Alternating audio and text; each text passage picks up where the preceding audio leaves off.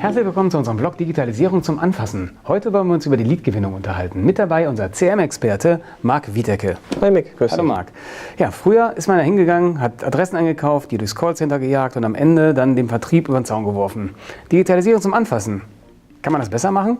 Ja, aktuell haben wir die Möglichkeit, durch die Digitalisierung Themen wie zum Beispiel den Sales Navigator zu nutzen, können darüber entsprechende Lead-Gewinnung betreiben. Entsprechend auf Basis der Sales Navigator Daten kann ich abfragen, passt zum Beispiel der potenzielle Kunde in meine Branche, ist das durchaus ein Thema, was den interessieren könnte, kann diese Daten aus dem Sales Navigator in mein CRM überführen, dort durch ein Lead-Bewertungsmodell jagen und entsprechend mit diesen Daten dem Vertrieb fundierte Leads zur Verfügung stellen. Das heißt also, Kern ist dieses Genau, das Lead-Bewertungsmodell, die Lead-Bewertungsmatrix an der Stelle, die ich auf Basis meiner Unternehmung entsprechend erstelle, die ich mit dem Marketing zusammen ausarbeite, um damit dem Sales letztendlich Leads bereitzustellen, wo ich weiß, okay, da ist ein potenzielles Interesse, da ist ein Kunde da, der letztendlich zu unserer Branche passt.